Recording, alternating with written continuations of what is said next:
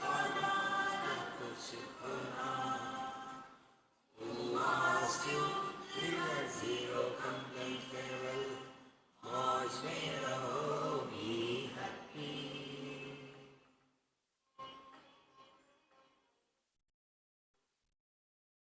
श्री कृष्णा श्री कृष्णा श्री कृष्णा श्री कृष्णा।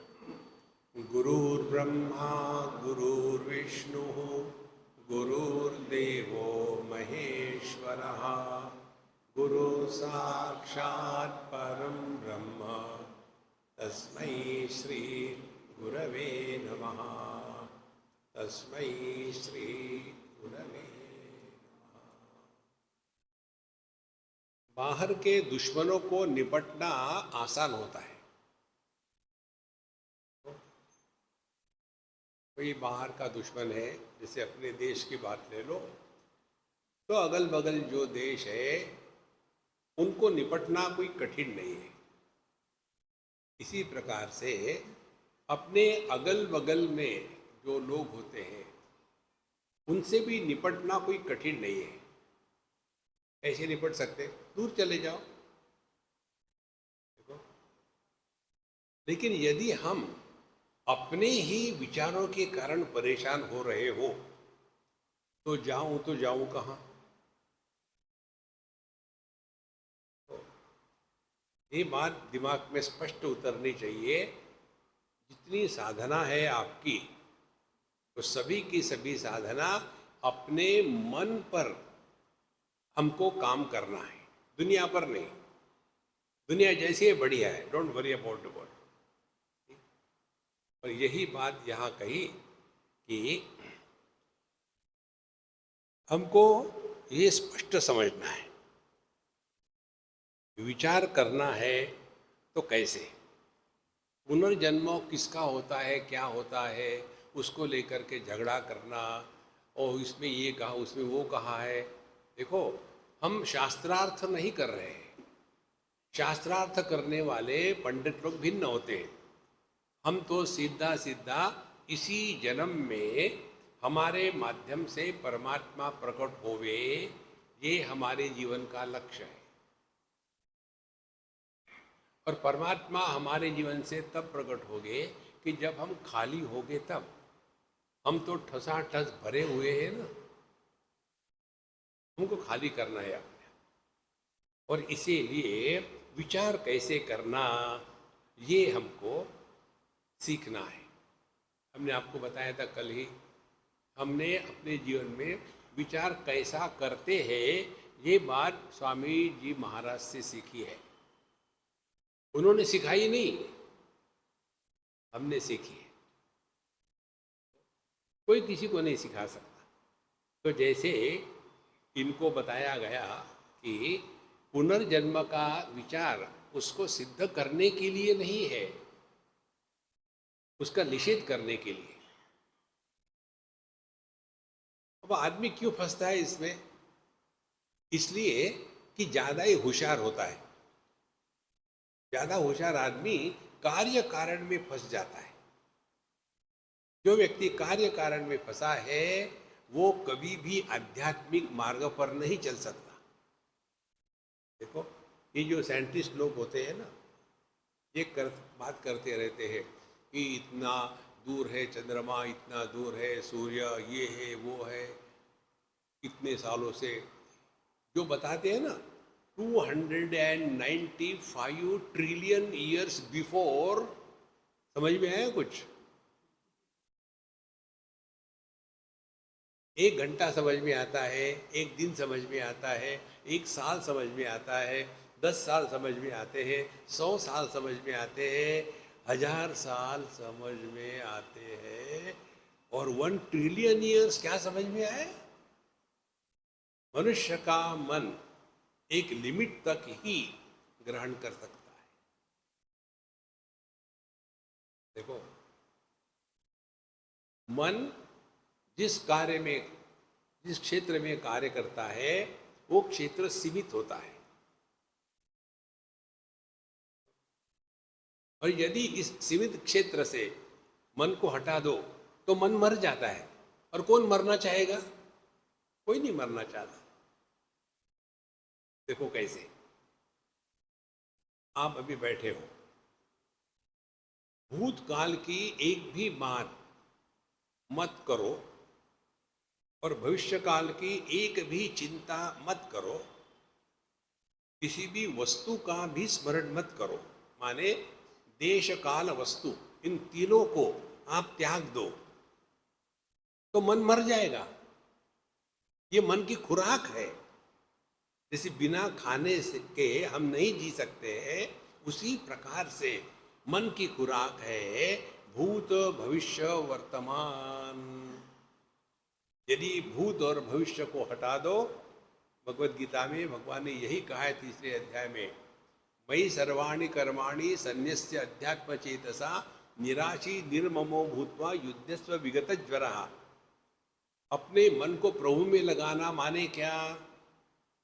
पहले निर्ममो भूतवा, ममता हमेशा भूत की होती है, आशा हमेशा भविष्य की होती है, वो वर्तमान में हमेशा एक्साइटमेंट होती है। 3 बातें हो गई। तो निराशी भूतवा, निर्ममो भूतवा और वर्तमान में विगत ज्वर भूतवा, ये 3 बातें करो तो आपका मन चैतन्य में घुल जाएगा, वैसे ही जैसे बर्फ का टुकड़ा पानी में घुल जाता है, आवाज नहीं करता।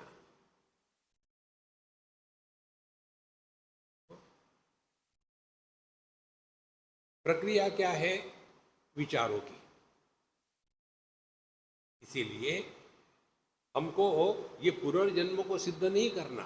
लोग करते कर ठीक है भाई। एक सज्जन ऑस्ट्रेलिया के हमको मिले, भारत में, इंडिया बॉम्बे में मिले। मुझे कहते कि स्वामी जी आप लोग जो पुनर्जन्म को बात करते हो, अगला जन्म, हम लोग तो विश्वास नहीं करते। हमने कहा तुमको किसने कहा है? हम तो जन्म पर ही विश्वास नहीं करते, पुनर्जन्म की बात कहाँ आई? देखो, भगवान कहते भगवत गीता में, अजोपी सन्नव्ययात्मा भूतानाम ईश्वरोपी सन। मेरा जन्म हुआ ही नहीं तो मृत्यु कहां से होगा? वो संतो, विचारों को ठीक करना है। और ऐसा जब विचार करेंगे ठीक प्रकार से तो क्या होगा? हमारी अपने स्वरूप के तरफ गति सहज बढ़ जाएगी। ये हम 2-3 चीजें छोटी छोटी बताते हैं ना, उस पर ट्राई करो संतो। अभी के अभी हम आपको बाद में की बात नहीं बताते, इसी क्षण 2 मिनट के लिए अपने आप से मत बोलो और शांति का श्रवण करो।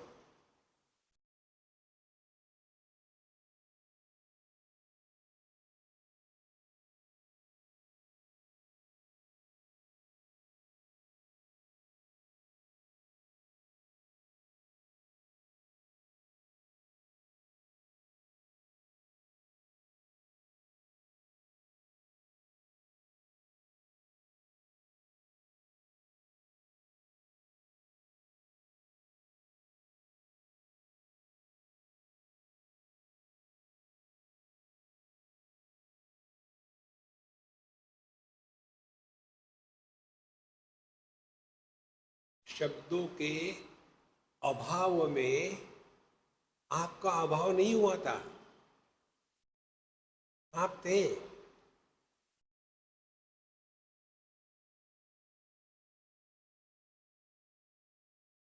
लेकिन हम अपने बकबक करते रहते हैं अंदर ही अंदर। दूसरा टेक्निक देखो,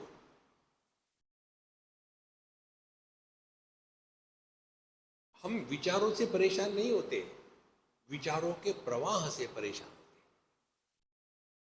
विचारों का प्रवाह मत बनने दो। विचारों का प्रवाह बनता है जब विचार किसी परिच्छिन्न वस्तु के बारे में होते हैं। विचार यदि परिपूर्ण के बारे में होंगे तो विचार होगी ही नहीं। अब जैसे देखो, आप दिशाओं के विचार करो, पूर्व पश्चिम उत्तर दक्षिण, इधर मुंह करके बैठना है कि उधर मुंह करके बैठना है, भगवान का मुंह पूर्व की तरफ हो या पश्चिम की तरफ हो, यदि भगवान का मुंह उधर है तो हमारा मुंह किधर होना चाहिए, आगे नहीं विचार, एक के बाद एक। अब आकाश का विचार करो, क्या विचार करोगे?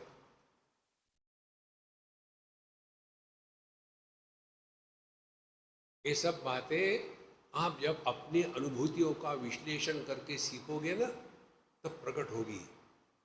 भय प्रकट कृपाला दीन दयाला। भगवान आते नहीं, भगवान प्रकट होते हैं। भगवान तब प्रकट होते हैं जब हम हट जाते हैं तब।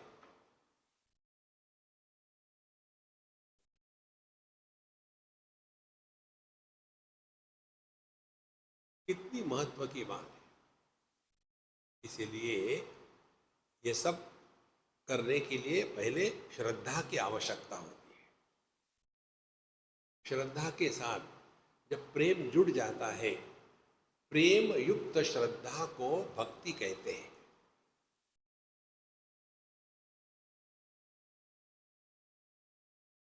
और भक्ति वो है जो भागती नहीं, और आसक्ति वो है वो जा सकती, टिकती नहीं। हम लोग सुखी दुखी होते हैं प्रेम के कारण नहीं, भक्ति के कारण नहीं, आसक्ति के कारण। केरल में हम किसी गुजराती के यहाँ थे, तो सुबह में हमको वो अम्मा चाय देती थी, और उनका लड़का 10वीं 12वीं में था, उसको भी चाय कॉफ़ी देती थी। तो उन्होंने मुझे कहा कि स्वामी जी, मैं सुबह आपको 4:30-5 बजे चाय देती हूँ, मेरे बेटे को भी देती हूँ, तो मेरा आपके प्रति भी प्रेम है, उस मेरे बेटे के भी प्रति प्रेम है, तो एक ही है क्या? हमने कहा नहीं, मेरे प्रति जो प्रेम है इससे कोई अपेक्षा नहीं है, तुम्हारे बेटे के प्रति जो प्रेम है ना, उसमें अपेक्षा है। मेरा बेटा अच्छा पास हो जाएगा, बड़ा होगा, फिर मैं इसकी शादी कराऊंगी, फिर मेरे घर में बहू आएगी। ये तुम अपनी कल्पना के महल बनाते रहो, और समझो वो लड़का किसी दूसरी लड़की को ले आया जो तुमको पसंद नहीं, तो देखो क्या होता है। मानो मेरा कहना ही था, एग्जैक्टली वैसे ही हुआ। फिर मुझे वो मिली, मिलने के बाद कहती है, स्वामी जी आपका शाप लग गया। हमने कहा तुमको ये सीखना है, जिस प्रेम में अपेक्षा होती है वो आसक्ति है, जिस प्रेम में अपेक्षा नहीं होती, श्रद्धा होती है, वह भक्ति है। देखो बिल्कुल सिंपल, कठिन नहीं है महाराज। इसीलिए बिना श्रद्धा के भक्ति दृढ़ नहीं होती। तो श्रद्धा क्या है? श्रद्धा मारवाड़ी है, जो थारी राय सो भारी राय। हमारे जीवन में एक भी घटना अनावश्यक नहीं होती, एक भी घटना। सबकी आवश्यकता है। जिनके जीवन में समस्या नहीं है वो मुर्दे हैं। मुर्दे की जीवन में समस्या नहीं होती। यदि आपको समस्या नहीं है तो मरो। जिंदा रहना है तो समस्याओं के साथ रहने का अभ्यास करो। तो वैराग्य के बिना वेदांत ज्ञान में प्रगति भी नहीं होती। देखो अभी यहाँ कितने लोग आए हैं, 100 के करीब। यदि यहाँ तबला पेटी वाला रामलीला होती तो भोग के लिए हम चले जाते हैं, योग के लिए। और कौन सा योग? चिंतन करने का योग। यहां हमको स्पष्ट है, आप सत्संग के आते हो तो आपको कुछ मिलेगा नहीं। यदि इस कल्पना से आए हो हम इतना सत्संग को जाते हैं लेकिन बच्चे हमारी बात नहीं मानते, तो आप गलत जगह में आए हो। तो अपना मंत्र क्या है? ना कुछ पाना ना कुछ खोना।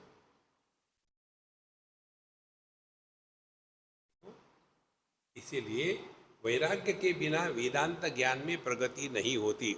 वैराग्य की पूर्णता तब होती है जब ईश्वर के ऐश्वर्य से भी वैराग्य हो गया।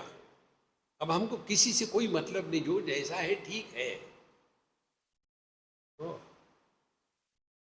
सृष्टि स्थिति संहार को भी विक्षेप रूप समझ करके उससे उदासीन और असंग होने पर ही परमार्थ की अनुभव की योग्यता आती है। अब तीन बातें बताइए। सृष्टि स्थिति संहार, कुछ पैदा होता है, कुछ रहता है, कुछ मर जाता है। अब ये तो गणित है ना, ये तो ऐसा ही रहा। अब इसको लेकर के परेशान होना है। सुबह होती है, फिर वो ढल जाती है, दोपहर आती है, वो ढल जाती है, शाम होती है, वो ढल जाती है, रात आती है, वो भी ढल जाती है। ये तो चलता रहेगा। यदि आपको इससे मुक्त होना है, एक टेक्निक बताते हैं, गति को रोको। जहां गति को महत्व दिया, वहां मन का जन्म हुआ।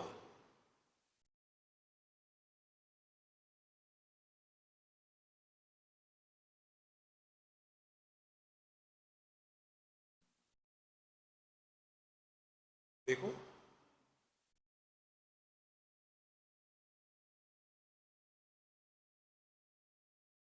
यहाँ तबला नहीं है, पेटी नहीं है, केवल आप मात्र। और वो भी आप ऐसे हो कि आपसे अन्य कुछ है ही नहीं। एकमेवा द्वितीय, नेह नानास्ति किंचन, मामास्ति किंचन, चाचास्ति किंचन।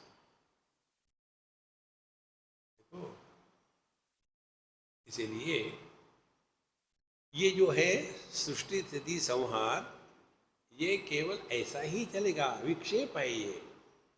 अब मुझे बताओ, एक बात की बात है, हम गोवा में थे और बच्चों के साथ समुद्र में किनारे पर हम नहा रहे थे। हमारे साथ 10-12 बच्चे हो गए और खूब बढ़िया नहा रहे थे। एक व्यक्ति आए और आ करके तौलिया लपटे और विवेकानंद की पोज में खड़े रहे। तो हमको बच्चों ने पूछा, स्वामी जी वो आदमी क्या कर रहा है? हमने कहा उसको कूदना है, तो वो नहीं आ रहा। क्यों? नहीं, उसको पूछो। तो बच्चों ने पूछा, अंकल आइए ना पानी में, दूर से क्या देख रहे हैं? तो उसने कहा, मैं राह देख रहा हूं, जब समुद्र में लहरें उठना बंद हो जाएगी तब मैं आऊंगा। जिंदगी भर वहां स्टैचू बनकर के खड़े रहो, समुद्र में लहरें बंद नहीं होगी, आपको उसी में जाना है। ये दुनिया ऐसी ही रहेगी। देखो महाराज, ये जो गति के कारण माने सृष्टि स्थिति निर्मिति और प्रलय, ये चलता ही रहा है, नया कुछ भी नहीं। इसलिए ये सब चल रहा है, ज्यादा इसमें फंसे हो मत से। और फिर जैसे हम इससे असंग हो गए, कैसे असंग हो गए, ध्यान से सुनना। यदि हम शब्दों से असंग हो गए, शब्द अनेक है, अनेक शब्दों के कारण एक गति निर्माण होती है। श्री राम जय राम जय जय राम, श्री राम जय राम जय जय राम, श्री राम जय राम जय राम, श्री राम जय राम जय राम, श्री राम जय राम जय राम, गति हो गई। अब आप केवल शांति का श्रवण करो। शांति का श्रवण करो माने शब्द के प्रति उदासीन रहो।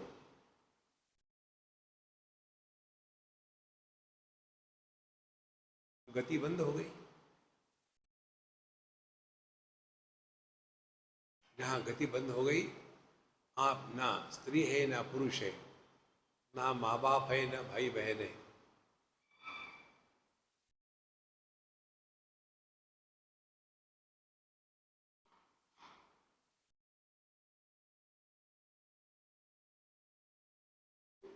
न कर्मणा न प्रजया धनेन त्यागेनैके अमृतत्वमानशो परेणनाकं निहितं गुहायां विभ्राजते तद्यतयो विशन्ति वेदांत विज्ञान सुनिश्चितार्था।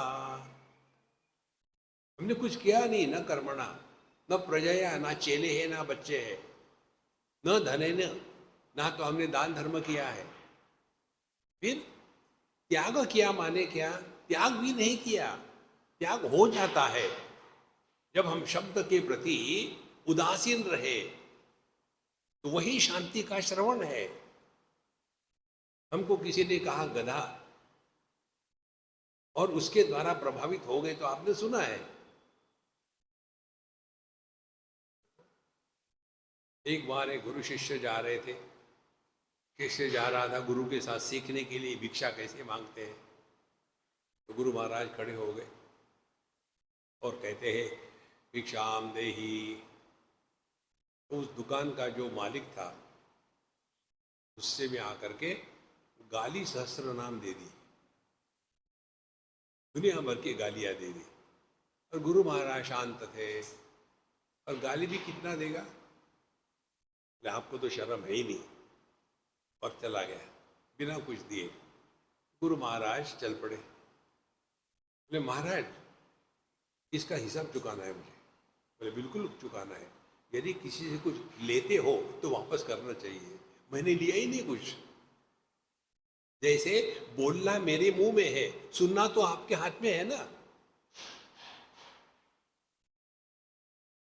देखो, इसीलिए हमको ये दुनिया को लेकर के परेशान मत होना। ये दुनिया हमेशा ऐसी ही है, ऐसी ही रहेगी। अभी हम लोग टेररिज्म को लेकर के इतना परेशान होते हैं। मुझे बताओ, जब हिटलर था तो उस समय कितने लोगों को, लाखों करोड़ों लोगों को उसने कमर में बांध बांध के मारा था ना। अभी पूरे टेररिस्ट की जितने भी हत्याएं हो गई, उसके टोटल करो तो उसके 1/1000 भी नहीं आएगी। ये दुनिया कब नहीं थी ऐसी। देखो, लेकिन परेशान हो जाते हैं, केवल परेशान होते हैं। ये जो होते हैं ना ड्राइंग रूम डिस्कशन करने वाले, they are good for nothing. हिम्मत है तो कूद पड़ो ना। देखो, इसीलिए संपूर्ण विचारों का ब्रह्मानुभूति में पर्यवसान होता है। हम देखो विचार कैसे करने हैं। जो विचार विचारों के जन्म को समाप्त करते हैं उनको चिंतन कहते हैं, और जो विचार विचारों को जन्म देते हैं उसको चिंता कहते हैं।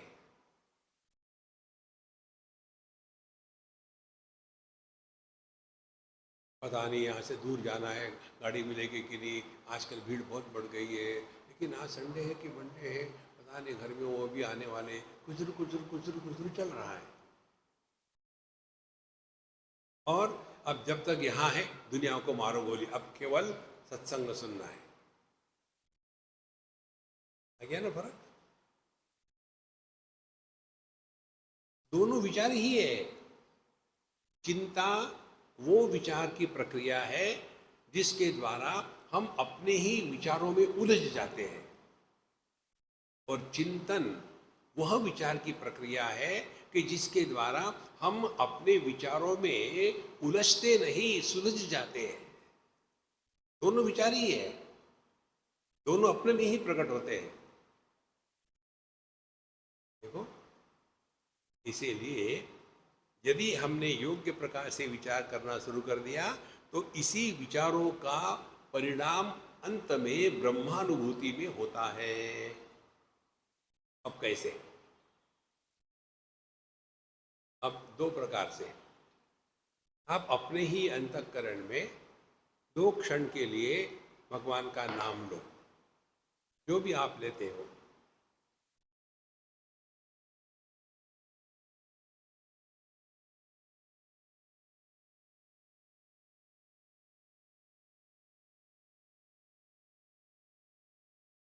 अब ये आपका अनुभव आपके पास है। अब इस पे एक और जोड़ दो, भगवान का नाम लो और अपने ही लिए हुए नाम को स्वयं ही श्रवण करो।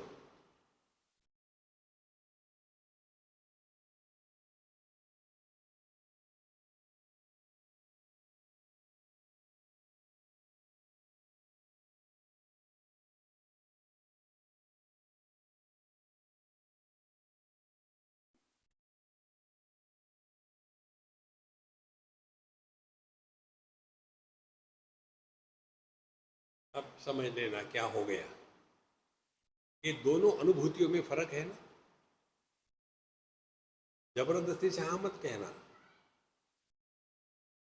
पहले जब केवल भगवान का नाम लेते थे, वो क्रिया है, वो कर्म है, बोलना कर्म है, वाणी ये कर्मेंद्रिय है।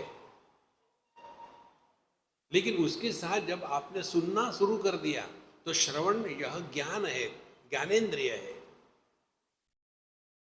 तो जब कर्मेंद्रिय और ज्ञानेंद्रिय ये दोनों जुड़ जाते हैं,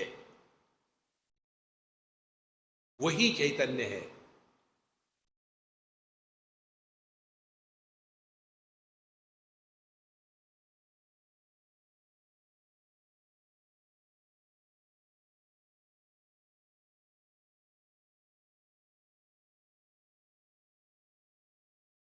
तो संपूर्ण विचारों का पर्यवसान ब्रह्मानुभूति में होता है। इसको कहते हैं परमात्मा में स्थित होकर के रहना।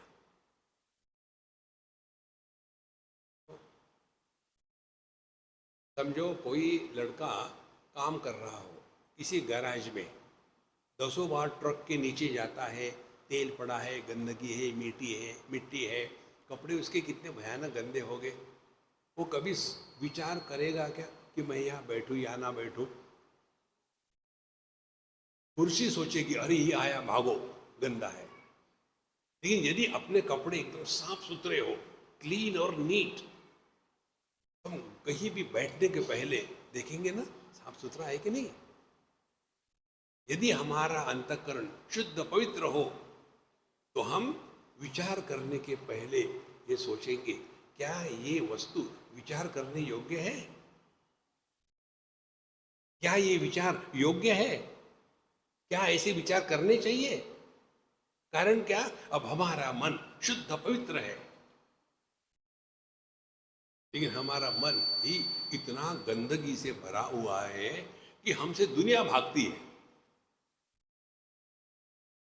तो एक अम्मा ने मुझे एक व्हाट्सएप लिखा, बोले स्वामी जी मेरे ससुर जो थे अभी नहीं रहे, इतने आध्यात्मिक थे कि उनके साथ बड़ा आनंद आता था, हमेशा शांत रहते थे और इतनी सुंदर सुंदर बातें बताते थे, मैंने उनसे बहुत सीखा। अब वो नहीं रहे, अब मेरी सास है, उसके साथ मैं जब जाती हूँ ना तो मैं इतनी विक्षेपित हो जाती हूँ कि ये भी चाहिए, वो भी चाहिए, ऐसा चाहिए। मुझ में इस सामान को इकट्ठा करने का रोग पता नहीं कहाँ से आ जाता है।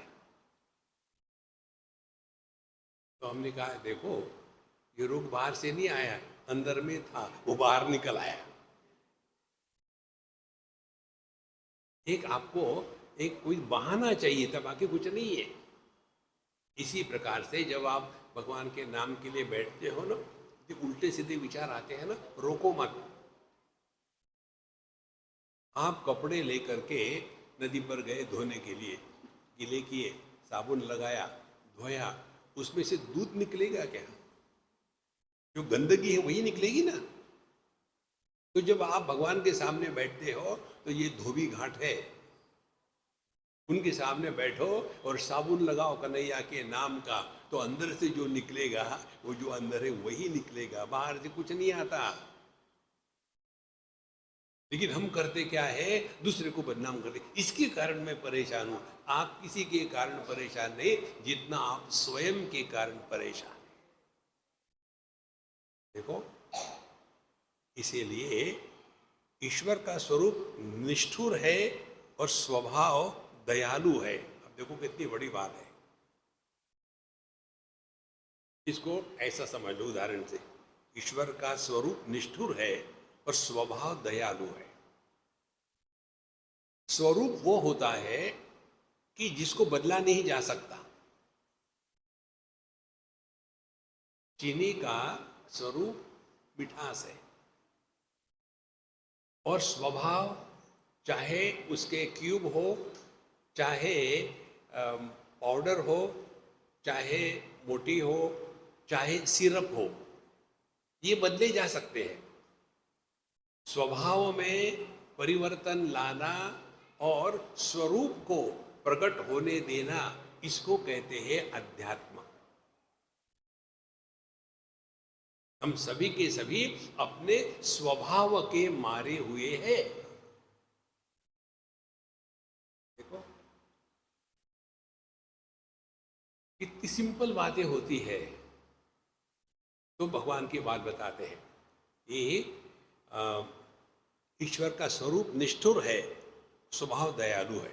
अब कैसे? अब डॉक्टर की बात ले लो, इसको ठीक से समझ लेना।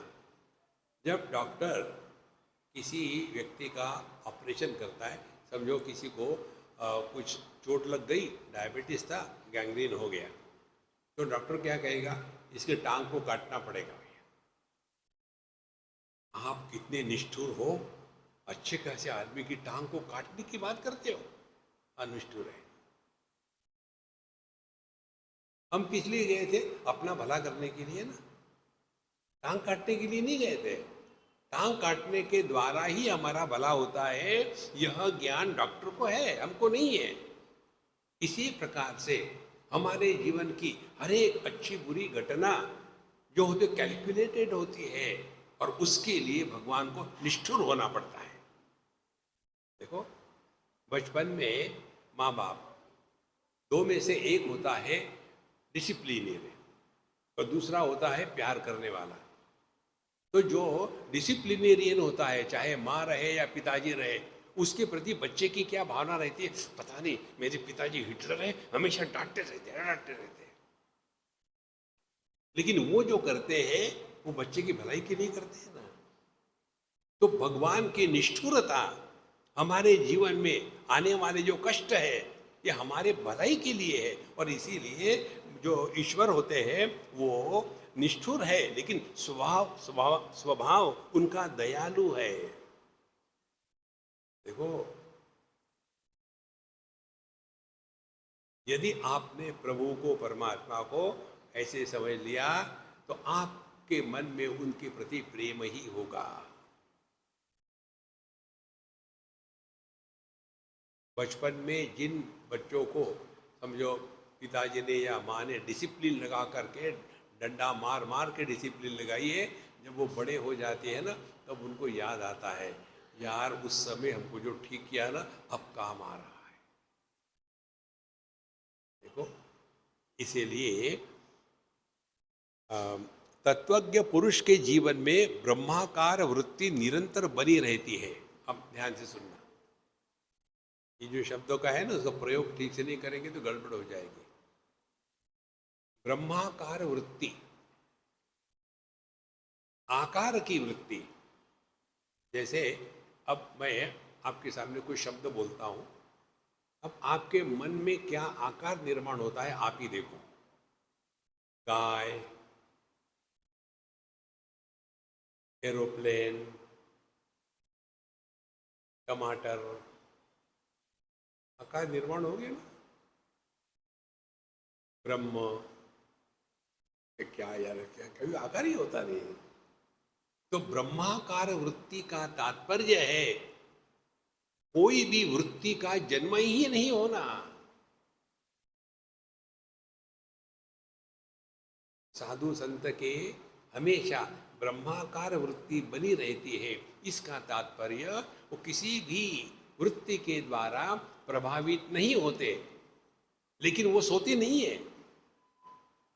जैसे सुषुप्ति अवस्था में भी कोई वृत्ति नहीं होती, कोई आकार नहीं, विकार नहीं, प्रकार नहीं, संस्कार नहीं। तो क्या ये सोना है ज्ञानियों का? हाँ जी सोना है। या निशा सर्वभूतानां तस्याम जागृति संयमी, यस्याम जागृति भूतानि सा निशा पश्यतो मुने। जिस तत्व के तरफ हम सोते हैं उस तत्व में ज्ञानी पुरुष जगते हैं, और जिस द्वैत में हम जगे हुए हैं, द्वैत को लेकर के ज्ञानी पुरुष उदासीन रहते हैं। ये दुनिया हमेशा ऐसी ही थी, ऐसी ही है, ऐसी ही रहेगी। हमारा इस दुनिया में आने का एकमात्र प्रयोजन है, हम ऐसे रहे बने नहीं, हम ऐसे रहे कि हमारे माध्यम से प्रभु प्रकट हो। भगवान के पीछे मत दौड़ो, फिर वो आपके पीछे दौड़ेगा। देखो,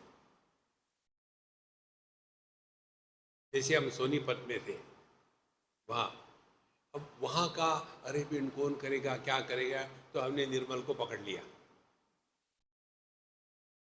उन्होंने हमको नहीं कहा, हमने उनको पकड़ा। क्यों?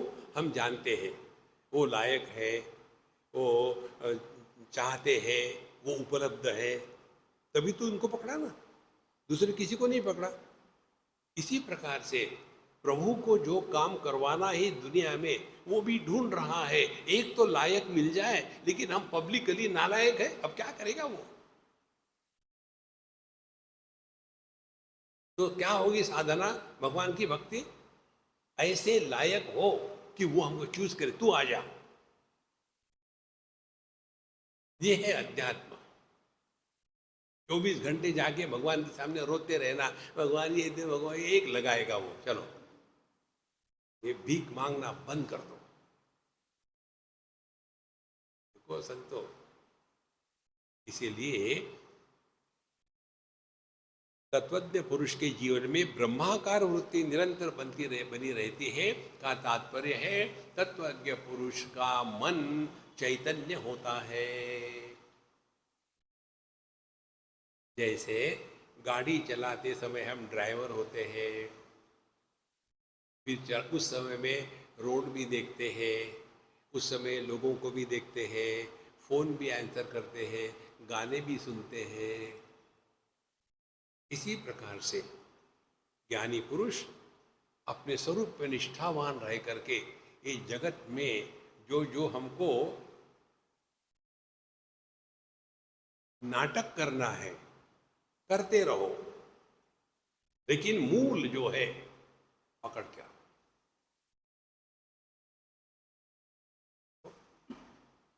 इसीलिए तत्वज्ञ पुरुष के जीवन में ब्रह्माकार वृत्ति निरंतर बनी रहती है। तत्वज्ञ पुरुष को यह अनुभव नहीं होता कि अविद्या निवृत्त हो गई। आप ध्यान से सुनना, हम यदि योग्य प्रकार से अध्यात्म के मार्ग पर चल रहे हैं तो इसका प्रभाव आपको समझ में नहीं आएगा। उदाहरण, एक अम्मा ने मुझे पूछा कि स्वामी जी आप तो जानते हो मेरे सभी बच्चे बड़े हो गए, उनकी शादियां हो गई, अब मैं खाली हूँ, तो मैं सोच रही हूँ किसी आश्रम में जाकर के, मंदिर में जाकर के सेवा करूँ। तो मैं जोर से हंस दिया, ठा ठा करके। बोले आप क्यों हंस रहे हैं? हमने कहा तुम्हारे घर में 3 आदमी के पीछे 30 नौकर हैं,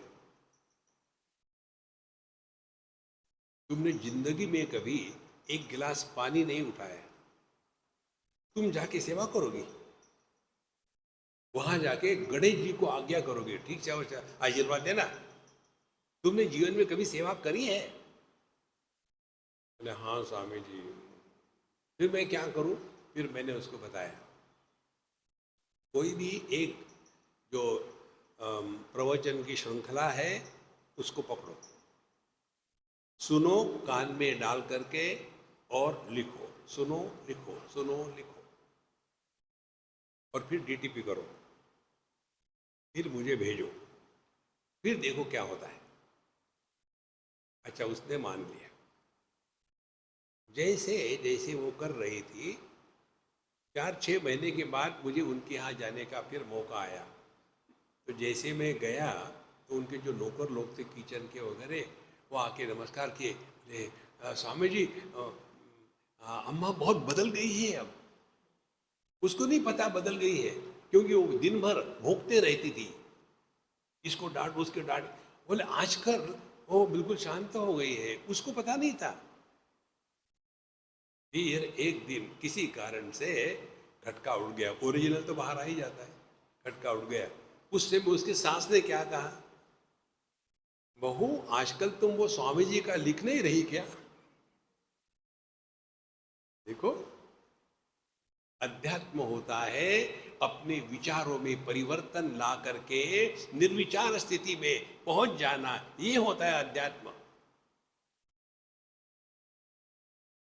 देखो, इसीलिए जब हम इस तत्व के चिंतन में लगे रहते हैं ना, तो छोटी मोटी चीजों में हम उलझ नहीं जाते। जो आदमी करोड़ों डॉलर पर डे कमाने की सोचता है, वो ये सोचेगा क्या कि ड्राइवर गया था पेट्रोल भरने के लिए, उसने पूरा भरा कि नहीं, ये नहीं सोचेगा। दरिद्री जो होगा, जो दांत साफ करके पेट भरता है, देखो, वो नहीं सोच सकता बड़ी बात। इसीलिए यह तत्वज्ञ पुरुष जो है, उसकी अविद्या का तात्पर्य क्या है, ध्यान से सुनना। अविद्या का तात्पर्य, अज्ञान का तात्पर्य ज्ञान का अभाव नहीं होता। अविद्या या अज्ञान का तात्पर्य है ज्ञान में अपूर्णता। ज्ञान का अभाव हो ही नहीं सकता, ज्ञान में अपूर्णता आती है। देखो, अपूर्ण ज्ञान ही सभी समस्या का मूल है। देखो, आपको पता ही नहीं कि आप जहां बैठे उसके नीचे क्या है, तो आपको कोई दुख होगा ही नहीं। लेकिन यदि आपको लग रहा है कुछ तो भी है नीचे, हिल रहा है, पता नहीं क्या है, आप परेशान हो जाओगे। देखो, इसीलिए ये अविद्या की निवृत्ति हो गई का तात्पर्य क्या है। अविद्या क्या है, अब समझ लो। अविद्या क्या है, मैं पति हूँ, मैं पुत्र हूँ, मैं पिता हूँ, मैं भाई हूँ, ये अविद्या है। असली बात क्या है, मैं आदमी हूँ। सुखी दुखी होने वाले कौन है, ये चार कबूतर जो कहीं नहीं है। देखो, आदमी से पुत्र को हटा दिया, एक चौथाई आदमी गायब। फिर पति को हटा दिया, हाफ आदमी गायब। उसके बाद पुत्र को हटा दिया, तो फिर तीन चौथाई आदमी गायब। और भाई को हटा दिया, आदमी गायब हो गया। कहाँ है ये सब कबूतर जो परेशान करते हैं और होते हैं। तो साधना क्या हो गई, हम अविद्या में फंसे हैं का तात्पर्य, हम गलत धारणाओं में फंसे हैं। अध्यात्म माने गलत धारणाओं को ठीक करना, निर्माण कुछ नहीं करना है। हमको आदमी बनना नहीं है। हम जो पुत्र के रूप में दुखी हुए थे, हम जो पति के रूप में दुखी हुए थे, उससे अपने आप को बचाना है कि भैया ये बेवकूफी थी।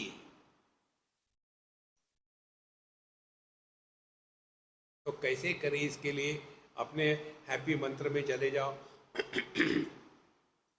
whenever you are, whatever you are, be 100%।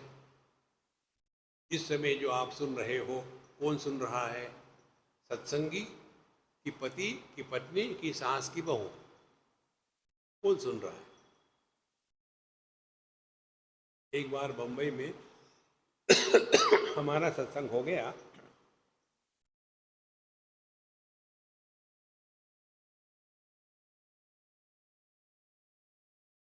और सत्संग के बाद एक सिंधी अम्मा आई, गोल मटोल, round figure, no sharp corners, डुक डुक डुक डुक आ गए। हम स्टेज से नीचे उतरे और मुझे कहते, स्वामी जी आपने आज जो बताया ना, मुझे बड़ी खुशी हुई, सबका सब मेरे बहू के लिए ठीक है। आप ऐसे करो, मेरे घर चलो, ये बात मेरी बहू को सुना। हमने कहा, महारानी तू स्वयं आई, फिर भी तूने सुना नहीं, वो आना नहीं चाहती, वो सुनेगी। अध्यात्म दुनिया को बदलने के लिए नहीं होता। ड्राइविंग लाइसेंस, रास्ते पर का ट्रैफिक ठीक कराने के लिए नहीं होता। ड्राइविंग लाइसेंस होता है, हमको गाड़ी चलाना आना चाहिए, चाहे ट्रैफिक कैसा भी हो। कितनी बड़ी बात है ये। इसीलिए यदि आप अध्यात्म में हो, सत्संग कर रहे हो, एक बात याद रखना, आपको दुखी होने का अधिकार नहीं।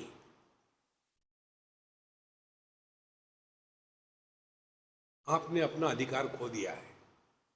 और यदि आप दुखी हो जाओगे तो एक घर की बात, उनके एक या दो बच्चे थे। एक बार हम उनके यहाँ गए खाने के लिए, तो माँ तो खाना बना रही थी, उनके हस्बैंड चले गए थे कहीं काम से। अब दो लड़कियाँ। अब उस माँ ने कहा, देखो स्वामी जी को परेशान मत करना, ठीक से उनकी सेवा करना, मैं खाना बना रही हूँ। अरे ठीक है। फिर मैंने बताओ क्या बताना है। मैं, स्वामी जी प्रॉमिस, क्या आप मम्मी को नहीं बताओगे? नहीं बताऊंगा। बोले, आप मम्मी को ये सिखाते हैं क्या सत्संग में कि बच्चों पर गुस्सा किया करो, बच्चों को मारा करो?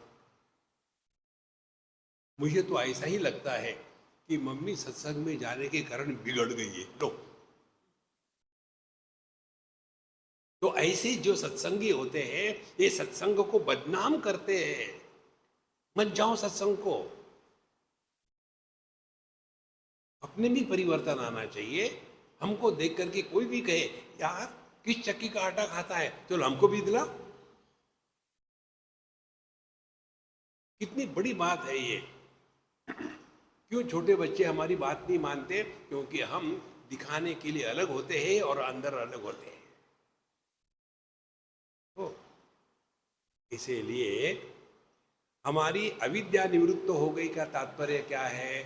अब हमारी गलत धारणाओं के हम शिकार नहीं। गलत धारणा यही है कि मैं पति पत्नी भाई बहन माँ बाप हूँ, यही सत्य नहीं है। फिर क्या करें? आप यदि अपने पिताजी के सामने हैं तो चुप होकर के सुनो, आर्ग्यूमेंट मत करो, बाद में जो करना है वही करो। झगड़ा करने से कुछ नहीं होता। बुढ़ाऊ लोगों को कोई समझा नहीं सकता, वो अपने इसमें फंसे रहते हैं। देखो, उससे झगड़ा मत करो, हाँ हाँ कह के छोड़ दो, हाँ ठीक है, ठीक हो जाएगा। सुनने के पहले ही कह दो हाँ, आप भी शांत वो भी शांत। जैसे धीरे धीरे ये बात समझ में आती है तो आपको ये महामंत्र समझ में आएगा। कौन सा? Wherever you are, whenever you are, whatever you are, be 100%। कैसे? कर्नाटक। नाटक करो। नाटक करना माने क्या? जैसे अभी आप कर रहे हो, मानो सुन रहे हैं। सुन रहे क्या? हाँ, यही नहीं सुना।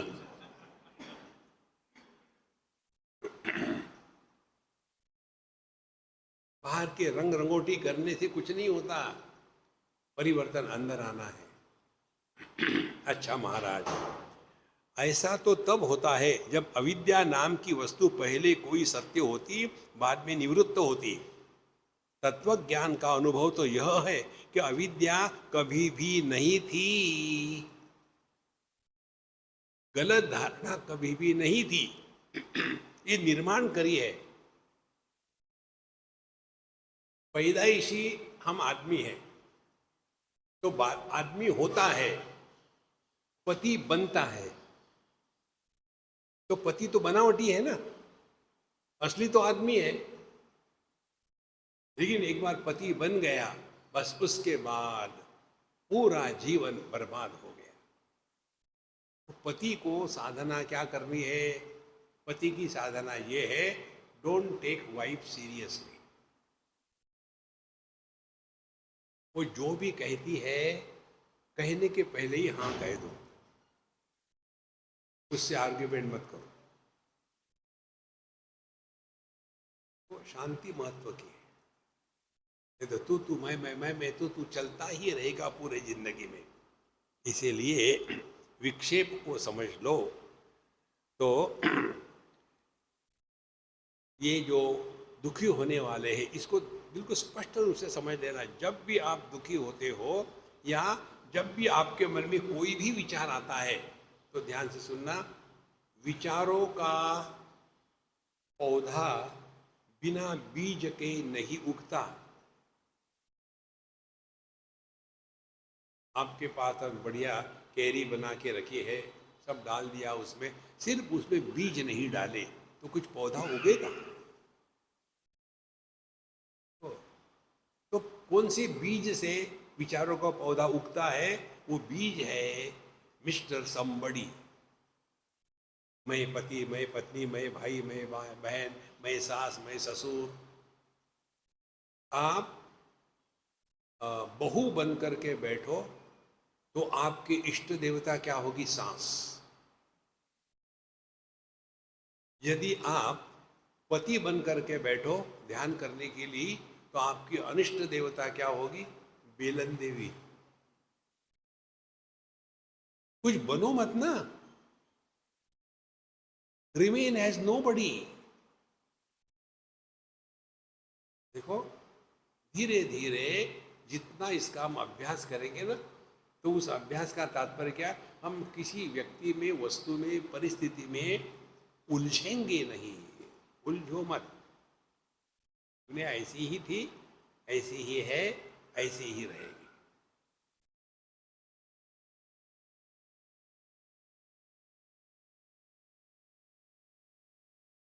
सत्य युग में ही हिरण्याक्ष और हिरण्यकश्यपु थे। फिर त्रेता युग में रावण, कुंभकर्ण इत्यादि राक्षस थे। फिर द्वापर युग में कंस, दुर्योधन, दुशासन, धृतराष्ट्र, ये सब थे। कलयुग में हम सब हैं। कौन सी नई बात है मुझे बता? ये हमेशा ऐसा ही था, ऐसा ही रहेगा। आजकल जो कहते अत्याचार हो रहे, अत्याचार हो रहे, जब द्रौपदी की सारी सबके सामने खुल्लम खुल्ला खींची गई, वो क्या घटना छुटी थी? देखो, ये दुनिया में हमेशा ऐसा ही चलता रहा है। उसको लेकर के दिमाग में कचरा ना डालें। हमारे जीवन का लक्ष्य इतना ही है कि हमारे माध्यम से प्रभु प्रकट हो।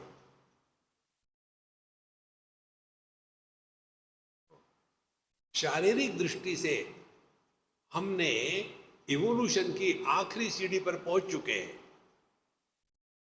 पेड़ नीचे से खाते ऊपर को बढ़ते हैं, जानवर सामने से खाते पीछे को बढ़ते हैं, आदमी ऊपर से खाता है नीचे को बढ़ता है। आगे क्या करोगे? हो गया अभी। तो इसके आगे की जो इवोल्यूशन है वो केवल आध्यात्मिक ही हो सकती है। ये बहुत हो गया अभी, इनफ इज इनफ। देखो, इस प्रकार से व्यक्ति जब ये समझता है कि जिसको लेके हम दुखी हो रहे थे वो वस्तु है ही नहीं, तो तत्वज्ञ पुरुष का यह अनुभव नहीं होता कि अविद्या निवृत्त हो गई। तब तो ऐसा अविद्या नाम की वस्तु कोई हो तब वो निवृत्त होती है ना। तत्व ज्ञान का अनुभव तो यह है कि अविद्या कभी नहीं थी, न अस्ति इति, न अस्ति इति, नासीद अस्ति नादि। एक नासदीय सूत्र है, माने पति ना कभी था, ना कभी है, ना कभी रहेगा। रोज का आपका अनुभव ले लो, जब आप खर्राटे मार करके सोते हो उस समय आप पति होते हैं या पत्नी, भाई या बहन, माँ या बाप, कुछ भी नहीं होते, फिर भी होते हो ना। इन सब का जन्म कैसे होता है? जागृत अवस्था माने देह के साथ तादात्म्य। देह के साथ तादात्म्य होने के बाद फिर सब दूसरी जनरेशन पैदा होती है। अब ध्यान से सुनना, ये बहुत महत्व का विषय है। हम लोग दर्पण के सामने खड़े रहते हैं तो हमारा प्रतिबिंब पड़ता है। यदि कोई पक्षी या कुत्ता दर्पण के सामने खड़े होगा, उसका भी प्रतिबिंब पड़ेगा ना। अब हम दोनों में क्या फर्क है?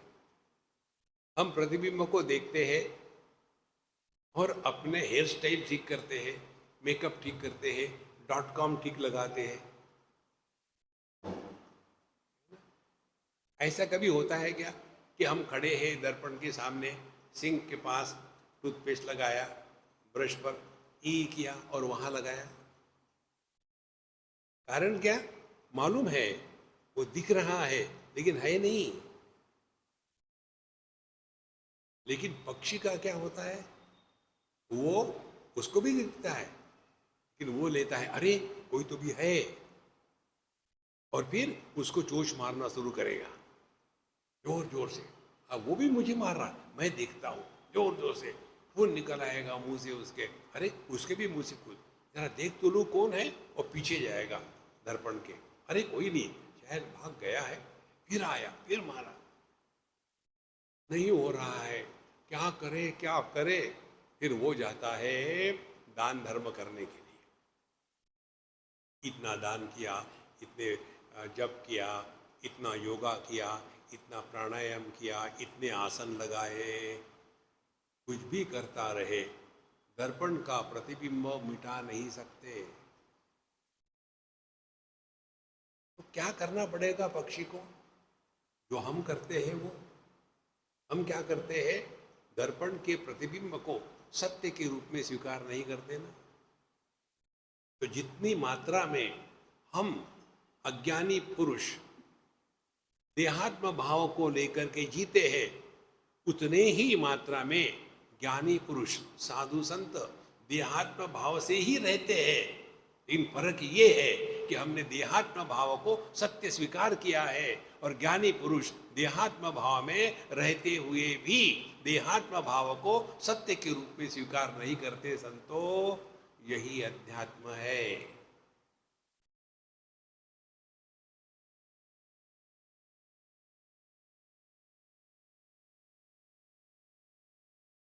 ना कुछ पाना, ना कुछ खोना।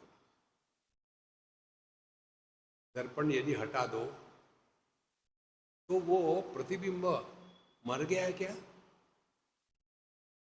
दर्पण यदि हटा दो तो वो प्रतिबिंब दर्पण के साथ चला गया क्या? जब मेरे पिताजी का स्वर्गवास हुआ तो मैं पुत्र मर गया। जब मेरी पत्नी का स्वर्गवास हो गया, मैं पति मर गया। ये कुछ होते तब मरते ना। देखो महाराज, पत्नी मर गई तो पति का क्या हुआ? कुछ नहीं हुआ, वो कभी था ही नहीं। फिर दूसरी शादी करी तो दूसरा पति पैदा हो गया, तो दूसरा पति जो है 1+1 2 डबल हो गया पति वो। इसी प्रकार से यह जो नाटक चल रहा है ना दुनिया का, इसको समझ लो। जहां हम जो है अपना काम पूरी तरह से प्रेम से, आनंद से, खुशी से करो। और किस लिए करो? कि एक मौका मिला हृदयस्थ आनंद को प्रकट करने का। हम जो भी करते हैं खुशी को प्राप्त करने के लिए करते हैं, ये गलती है। जो भी करना है खुशी को प्रकट करने के लिए करो ना, आप दुखी होगे ही नहीं। हमारी समस्या यही है, हम करते हैं ये करेंगे तो क्या मिलेगा? खाक मिलेगा। यदि हमने ये सिद्धांत स्वीकार कर लिया कि हम अपने शरीर, वाणी और मन, इनके माध्यम से आनंद प्रकट करेंगे, तो शरीर से जो भी काम करना है खुश होकर के करो, अच्छी तरह से करो, मजा आता है उसमें। ऐसे टालम टाल कर दिया, आपको भी खुशी नहीं और किसको भी खुशी नहीं। ये बात मैंने कारपेंटर से सीखी। हमने आपको बताया है सीखना ही अध्यात्म है। एक कारपेंटर था, दिल्ली की ही बात है, हमारे कमरे में कुछ रिपेयर करनी थी, वो आया। उसको पूछा मैंने, भाई कितने दिन लगेंगे? बोले महाराज 3 दिन लगेंगे। मैंने ठीक है शुरू करो। 3 दिन हो गए, 4 दिन हो गए। हमने कहा महात्मा जी तुमने तो 3 दिन कहा था, 5 दिन हो गए, क्या बात है? उसने हथियार नीचे डाल दिए। बोले बाबा जी सुनो, जब तक कि मैं अपने काम से प्रसन्न नहीं होगा, आप होगे? देखो, मनुष्य को अपने जीवन से प्रसन्नता है क्या? Are you happy with your self?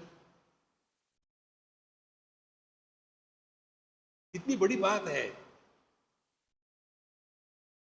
क्या हम अपने ही कर्मों से प्रसन्न है या नहीं? तो हम जो करते हैं खुशी को प्राप्त करने के लिए करते हैं, नहीं रे बाबा, खुशी को प्रकट करने के लिए करो। और जो काम आप खुशी से करते हो उसमें थकावट नहीं आती, उसमें खुशी और बढ़ती है। देखो, उसी प्रकार से बोलना है तो खुशी से बोलो, दुखी होके मत बोलना।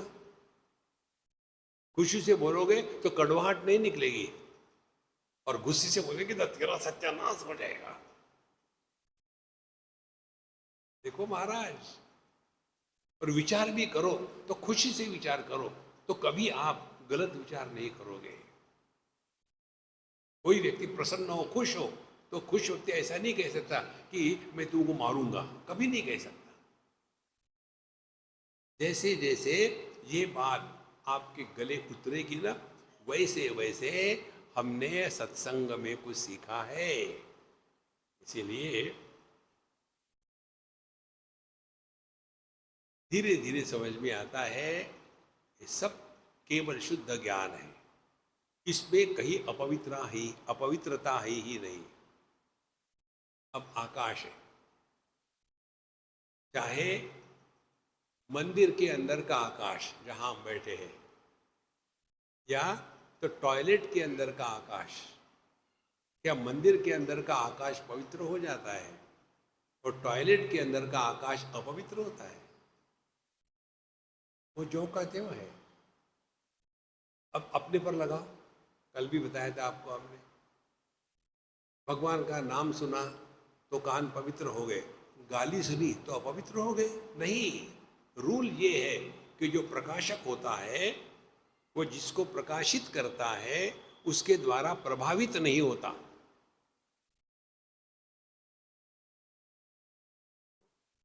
अब आंखें भिन्न भिन्न रंगों को प्रकाशित कर रही है, प्रभावित नहीं होती।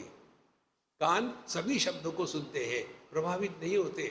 मन में सभी प्रकार के विचार आते हैं, मन अच्छा बुरा नहीं होता, विचार अच्छे बुरे होते हैं। इसी प्रकार से जागृत स्वप्न सुषुप्ति समाधि आती जाती है, हम ज्यों के त्यों हैं।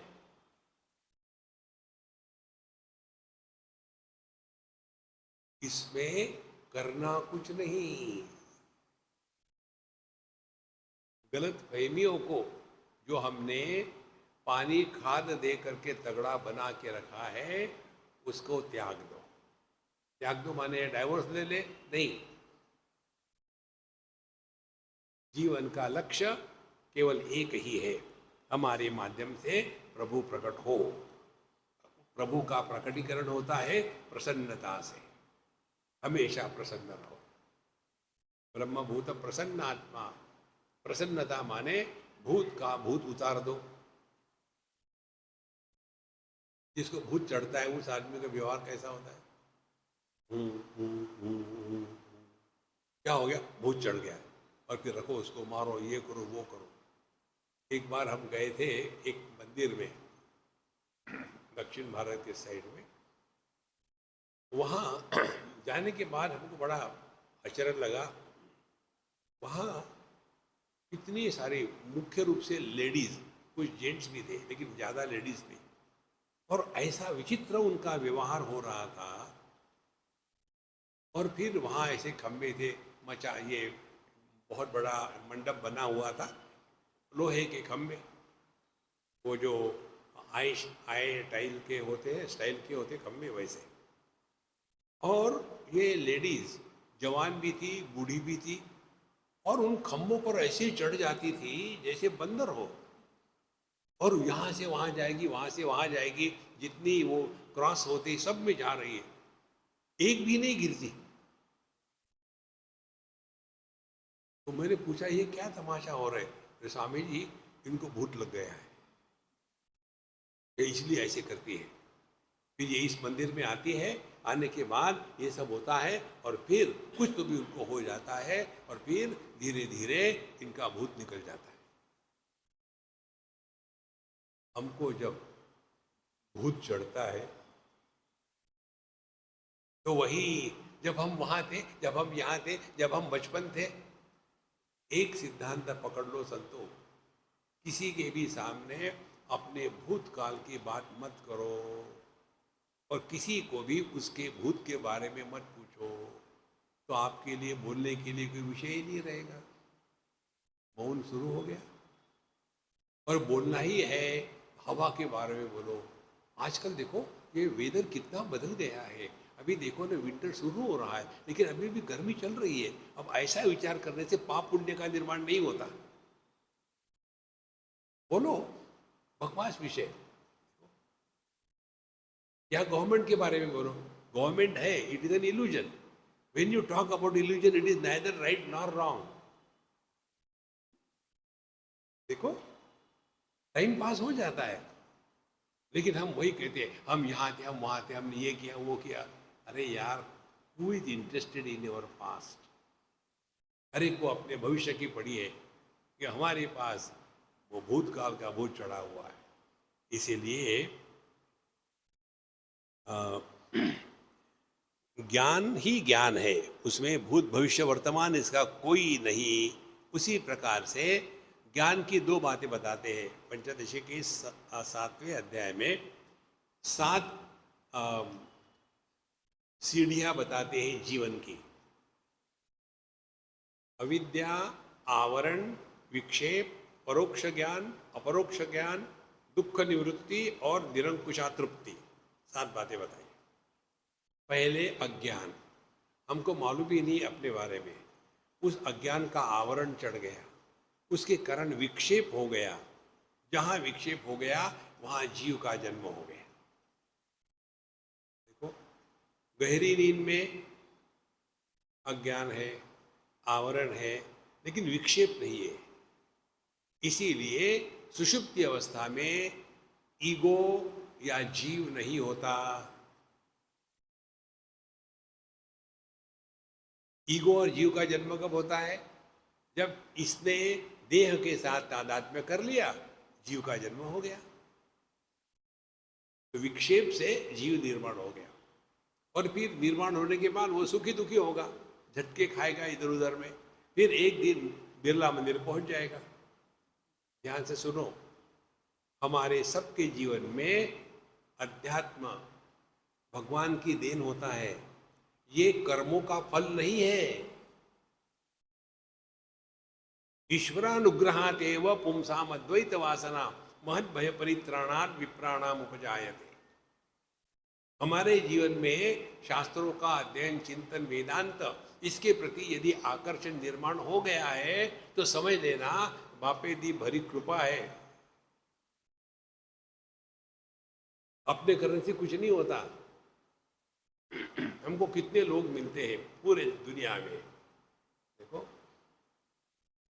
एक अम्मा अमेरिका में मिली तो मैं खाना खुना खा रहा था। बोले, स्वामी जी पता है मैंने आपको कैसे पकड़ा? मुझे क्या पता? बोले, एक दिन में ऐसे ही यूट्यूब में कुछ देख रही थी और पता नहीं एक पॉप करके आपका आ गया। मैंने सोचा क्या देखते तुझे क्या है? बोले, मैंने एक बार सुना, अब पकड़ गया मैंने आपको। ये किसी ने बनाया है क्या? ये ईश्वर के अनुग्रह से ही होता है। इसीलिए धीरे धीरे ये बात अंदर घुसती है। फिर परोक्ष ज्ञान, अपरोक्ष ज्ञान। परोक्ष ज्ञान किसको कहते हैं? जो आप सुन रहे हो, ये परोक्ष ज्ञान है। और अपरोक्ष ज्ञान क्या है? अपने से बोलो मत और शांति का श्रवण करो। ये सुना है, ये अपरोक्ष ज्ञान है। इसका जो आपको अनुभव हो रहा है,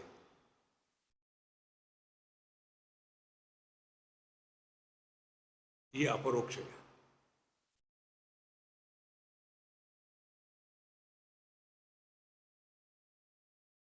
इसीलिए ज्ञान ज्ञान ही होता है। जैसे चैतन्य भी ज्ञान है और मन भी ज्ञान है। पुरुष भी पुरुष है, पति भी पुरुष है। तो चैतन्य और मन दोनों ज्ञान है, बर्फ और पानी दोनों पानी है। तो फर्क क्या है?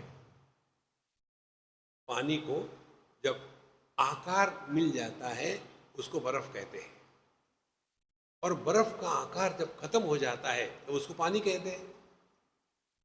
देखो, कठिन नहीं है, बड़ा सिंपल है। तो जब ज्ञान में अनात्म भाव निर्माण हो जाता है, अनात्म भाव का निर्माण होने का तात्पर्य, जैसे ये ब्लूटूथ माउस है, इसका ज्ञान कैसा हो रहा हमको? यह माउस है, इसको मैं जानता हूँ। कैसे जानता हूँ? मैं माउस नहीं हूँ। ये तो कितना मजा आ जाता।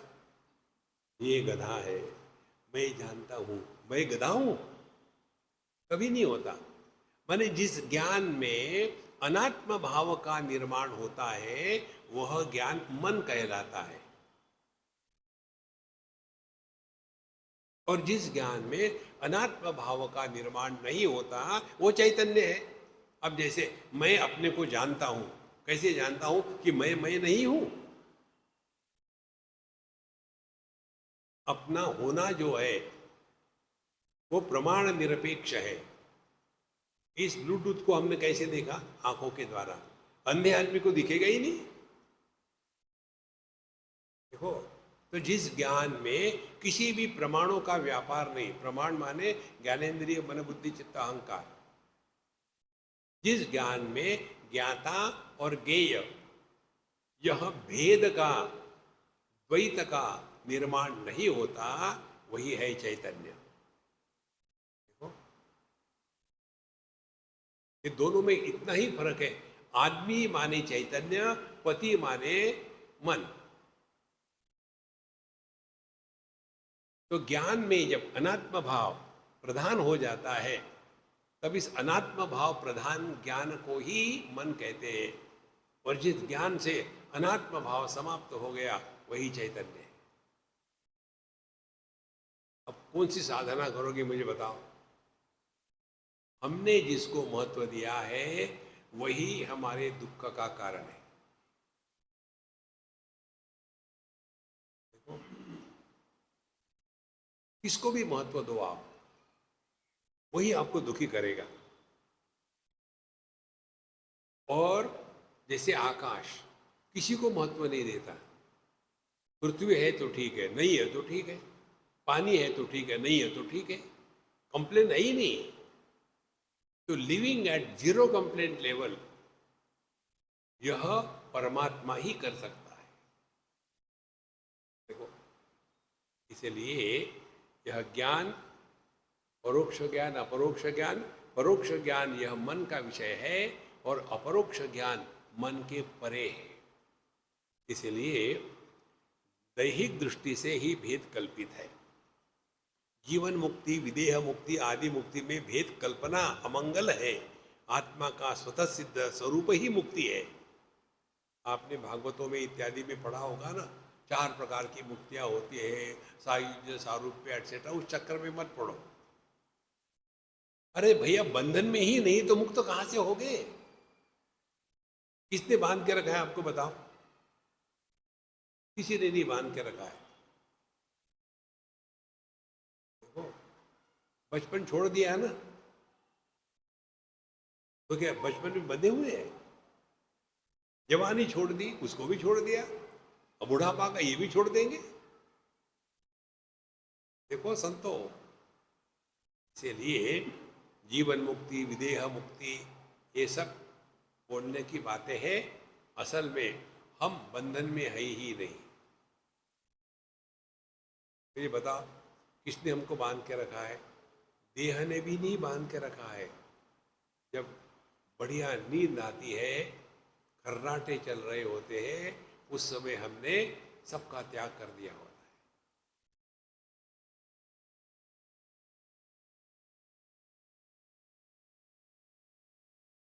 तो क्या साधना है? ना कुछ पाना, ना कुछ खोना। फिर कैसे जिए? Time pass. जैसे आप यहाँ आते हो 1.25 घंटे के लिए, क्या मिलता है आपको? कुछ नहीं मिलता, लेकिन टाइम पास हो जाता है। अच्छा, खाली खाली हो जाते हैं। भरना अध्यात्म नहीं है, खाली करना अध्यात्म। जितना हम खाली हो जाएंगे उतनी मात्रा में प्रभु हमारे माध्यम से प्रकट होंगे। हम अंदर में ठसाठस भरे हुए हैं, पति पत्नी भाई बहन माँ बाप सास ससुर, तो निकलेगा वही ना जो अंदर होगा। कन्हैया बोलने का ट्राई करेगा, चुप सांस हूं मैं, मुझे मत सिखाओ। तो संतो, यह जो ज्ञान है ये प्राप्त नहीं करना, ये है इसको प्रकट होने देना है। इसीलिए यदि हम ये कल्पना करें कि सत्संग में जाके क्या मिलता है, तो आप गलत स्थान पर आए हो। आपको कुछ भी नहीं मिलेगा। मिलना खोना यह सत्संग नहीं, वो बार्गेन है। बार्गेन में you may gain you may lose. जब इस दृष्टि से रहो सत्संग में तो प्रसन्न रहोगे। प्रसन्न बनोगे नहीं, प्रसन्न रहोगे। प्रसन्न रहना यही है मौज में रहने का महामंत्र। ओम पूर्णमदः पूर्णमिदं पूर्णात् पूर्णमुदच्यते पूर्णस्य पूर्णमादाय पूर्णमेवावशिष्यते।